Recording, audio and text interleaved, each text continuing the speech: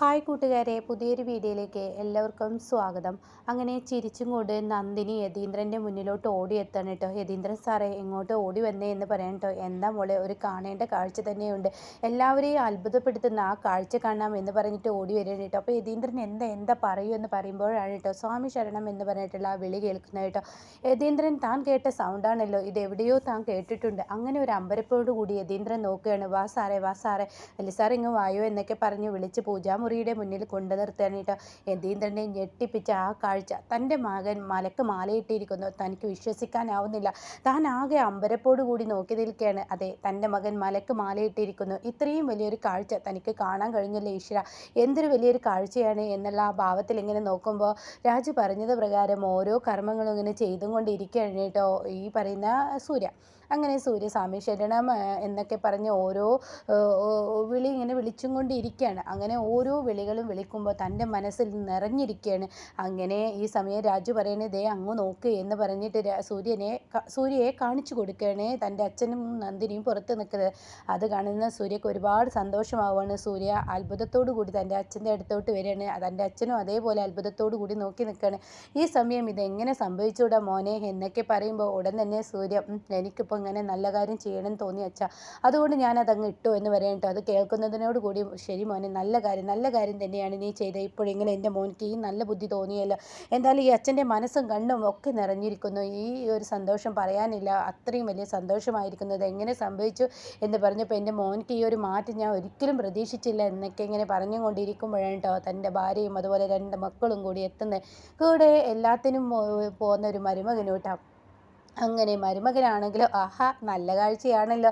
എല്ലാ കാഴ്ചയും എന്നെ അത്ഭുതപ്പെടുത്തിയിട്ടുണ്ട്, പക്ഷേ ഈ കാഴ്ച എന്നെ അത്ഭുതപ്പെടുത്തുന്നില്ല. ഇത് കുറച്ച് നേരത്തേക്കേ ഉള്ളൂ എന്നുള്ള അമ്പരപ്പോട് കൂടി വിജയ് നോക്കി നിൽക്കണം കേട്ടോ. അപ്പോൾ ഉടൻ തന്നെ ഇത് വേദ പറയുകയാണ്, ഇതിപ്പോൾ എന്തായാലും നടക്കാത്ത സ്വപ്നങ്ങൾ തന്നെയാണ്, എന്തായാലും മേട്ടനെ കൊണ്ട് ഇതൊന്നും സാധിക്കില്ല എന്ന് പറയുമ്പോൾ സൂര്യ ചോദിക്കുക എന്തുകൊണ്ട് സാധിക്കില്ല, എന്നെക്കൊണ്ട് മാലയിടുക എന്ന് പറയുന്നത് അത്ര വലിയ കാര്യമൊന്നുമില്ല. അപ്പോൾ ഉടൻ തന്നെ യതീന്ദ്രൻ ചോദിക്കുക എന്താ പത്മൻ നിനക്കൊന്നും പറയാനില്ലാത്ത.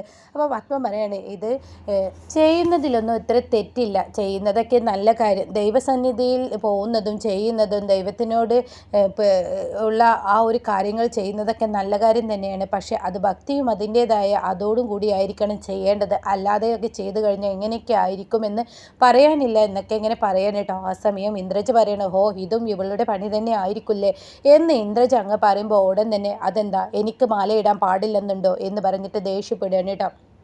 ആ സമയം ഒരു നിമിഷത്തേക്ക് മിണ്ടാതായി പോവുകയാണ് ഈ പറയുന്ന യതീന്ദ്രനും അതുപോലെ മറ്റുള്ളവരൊക്കെ കേട്ടോ, പത്മയും കേട്ടോ, വിജയും.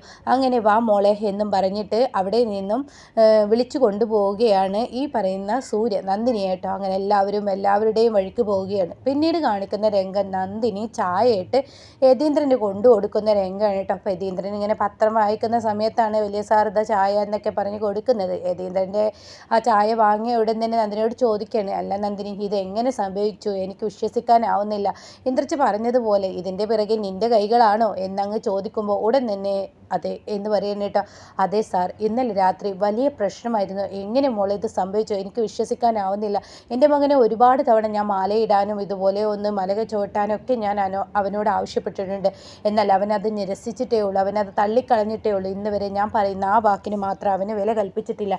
നിന്നെക്കൊണ്ട് ഇതെങ്ങനെ സാധിച്ചു എന്ന് പറയുമ്പോൾ സാറേ, ഇന്നലെ രാത്രി നിങ്ങളുടെ അമ്മ ഫോട്ടോ കീറിക്കളഞ്ഞതിന് ചൊല്ലി പത്മ മേഡം അത് കീറിക്കളഞ്ഞതിനെ ചൊല്ലി ഇന്നലെ സൂര്യ സാറ് വലിയ ദേഷ്യത്തിലായിരുന്നു. സൂര്യ സാർ റൂമിൽ ചെന്നതിന് ശേഷം എൻ്റെ അച്ഛൻ്റെ മനസ്സ് നിറഞ്ഞ ഒരു ഫോട്ടോയായിരുന്നു, എൻ്റെ അച്ഛൻ വല്ലാതെ ആഗ്രഹിച്ച ഒരു ഫോട്ടോ ആയിരുന്നു. ആ ഫോട്ടോയാണ് ഞാൻ ഹോളിൽ വെച്ചത്. എന്നാൽ അത് അവർ കീറിക്കളഞ്ഞ സ്ഥിതിക്ക് അവർക്ക് എൻ്റെ സ്വഭാവം എന്തെന്ന് ഇന്നേ വരെ അറിയില്ല. കാര്യം അവരെൻ്റെ പെറ്റമ്മയാണെങ്കിലും ഞാൻ മദ്യത്തിന് അഡിക്റ്റായത് അവർ കാരണമാണ്. കാരണം അവരുടെ ഈ സ്വഭാവം കൊണ്ടും ഞാൻ മദ്യപിച്ചില്ല എങ്കിൽ അവർ എന്നെ നിലക്ക് നിർത്തും, അല്ലെങ്കിൽ അവരെ എനിക്ക് നിലക്ക് നിർത്താൻ കഴിയും. ഞാൻ മദ്യത്തിന് അടിമറ്റാവുമ്പോൾ ഞാൻ ബുദ്ധിയും ബോധവും സുബോധവും ഇല്ലാതെ ഓരോന്ന് വിളിച്ചു പറയുമ്പോൾ അവരെല്ലാം കേട്ട് നിൽക്കുകയായിരുന്നു. അപ്പോൾ അതിനു വേണ്ടി ഇന്ന് ഞാൻ കാണിച്ചു തരാമെന്ന് പറഞ്ഞിട്ട് തൻ്റെ ഫോൺ എടുക്കണം കേട്ടോ. അപ്പോൾ ഈ സമയം സൂര്യയോട് നന്ദിനി പറയണേ, എന്തിനാ സൂര്യ സാർ അമ്മയോടുള്ള ദേഷ്യത്തിന് മദ്യപിക്കാൻ നിൽക്കുന്നത്, അത്ര നല്ല നന്ദിനി ഇക്കാര്യത്തിൽ ഇടപെടേണ്ട, ഇതിന് നിനക്ക് മറുത്തൊരു വാക്കില്ല എന്ന് പറഞ്ഞിട്ട് നന്ദിനിയോട് മിണ്ടരുതെന്ന് പറഞ്ഞിട്ട് വിവേകിന് വിളിക്കുകയാണ് കേട്ടോ.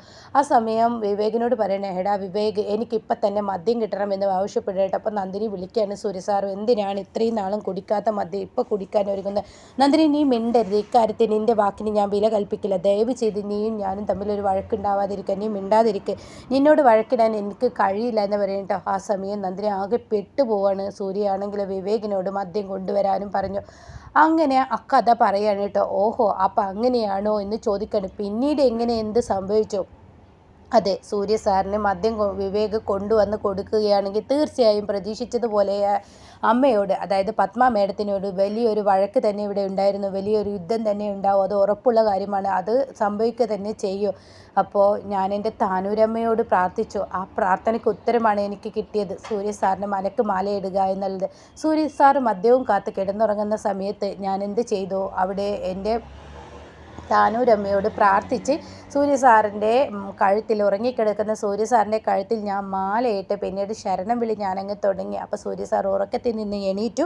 ഈ പറയുന്നത് പോലെ സാർ എണീറ്റപ്പോൾ സാറിൻ്റെ കഴുത്തിൽ വലിയൊരു മാല. ഇതെങ്ങനെ സംഭവിച്ചത്, എന്ത് സംഭവിച്ചത്, ആരിട്ടു എന്നൊക്കെ ചോദിക്കുമ്പോൾ ഞാൻ പറഞ്ഞു, ഞാനാണ് ഇതിട്ടത്.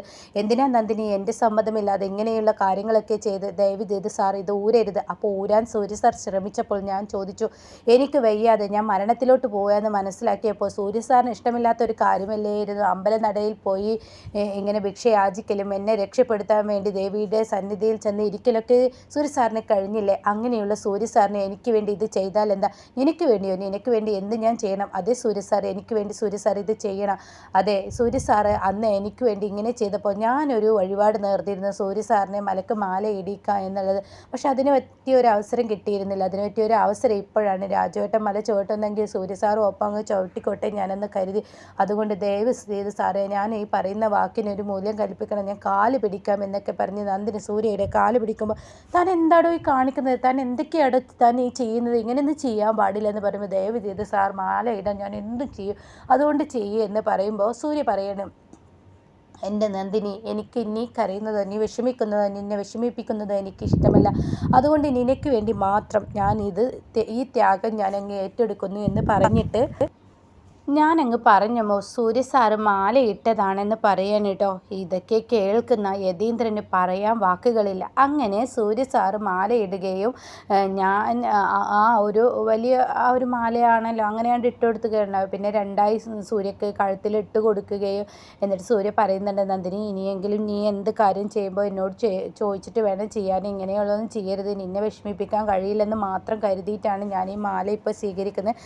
ശരി, ഞാനിത് ഇട്ടോളാം, ഞാൻ എന്തായാലും ചെയ്തോളാം എന്ന സാറ് സ്വാമി ശരണം എന്നൊക്കെ പറഞ്ഞ് വിളിച്ചു തുടങ്ങിയൊക്കെ, സ്വാമി ശരണം എന്നാ, അദ്ദേഹം അങ്ങനെയൊക്കെ വിളിച്ചേ എന്നൊക്കെ പറഞ്ഞിട്ട് ഓരോ വിളിപ്പിച്ചും കൊണ്ടിരിക്കുകയാണ് കേട്ടോ. അങ്ങനെ കൈയൊക്കെ കൂപ്പി സൂര്യ ഇങ്ങനെ വിളിക്കുകയാണ്. അങ്ങനെ നന്ദിനി വിളിപ്പിക്കുമ്പോൾ അത് ഏറ്റുപാടുന്നു കേട്ടോ. അങ്ങനെ പിന്നീട് ബാക്കിയുള്ള കാര്യങ്ങൾ പറഞ്ഞു കൊടുക്കണം കേട്ടോ. രാജേട്ടനെ വിളിച്ചു, പൂജാമുറിയിൽ കയറി കുളിച്ചു, അങ്ങനെയുള്ള കാര്യങ്ങളൊക്കെ കേട്ടോ. അപ്പോൾ ഇതൊക്കെ കേൾക്കുന്ന യതീന്ദ്രൻ പറയണം, മോളെ സത്യം പറയുകയാണെങ്കിൽ എനിക്ക് പറയാൻ വാക്കുകളില്ല. കാരണം നീ നന്ദിനി എന്ന് പറയുന്ന നീ CEO ആയി കയറിയപ്പോൾ നീ ഒരു വാക്ക് പറഞ്ഞു, എനിക്ക് CEO എന്ന് പറഞ്ഞാൽ എന്തെന്നറിയില്ല, ഇതെങ്ങനെ കൈകാര്യം ചെയ്യണമെന്ന് എനിക്കറിയില്ല എന്ന്. അത് ശരിയാണ് നീ പറഞ്ഞത്. 4-5 മാസമൊക്കെ പഠിച്ചെടുത്ത് ഒരു സർട്ടിഫിക്കറ്റും കൂടി വന്ന് മാനേജ്മെൻറ്റിൻ്റെ ആ ഫീൽഡിലോട്ട് വന്നതിനേക്കാൾ വലിയൊരു വിലയാണ് നിനക്ക് ഞങ്ങൾ തരേണ്ടത്. കാരണം നിനക്ക് വല്ലാത്ത അറിവാണ് മോളെ, അത് പറയാതിരിക്കാമില്ല, വല്ലാത്തൊരു കഴിവുമാണ്. അതുകൊണ്ട് തന്നെ നീ തീയിൽ കുരുത്തവൾ എന്നൊക്കെ പറയുന്നത് പോലെ എൻ്റെ സൂര്യയ്ക്ക് വിധി എഴുതി വെച്ച പെണ്ണാണ്, എൻ്റെ സൂര്യയെ നേർവഴിക്ക് കൊണ്ടുവരാൻ ദൈവം എടുത്തു വെച്ച പെണ്ണാണ് എന്നൊക്കെ പറയുമ്പോൾ നന്ദിനിയുടെ മനസ്സിൽ വല്ലാത്തൊരു സന്തോഷം തോന്നുന്നു കേട്ടോ. അപ്പോൾ ഇനി നന്ദിനിയും മാലയിടുന്നുണ്ട്. അപ്പോൾ അതിനൊക്കെ കുറിച്ച് പറയാം, റീമേക്കിലുണ്ട്. ഇനി മലയാളത്തിൽ അത് ഒഴിവാക്കും എന്തൊന്നും എനിക്കറിയത്തില്ല കേട്ടോ.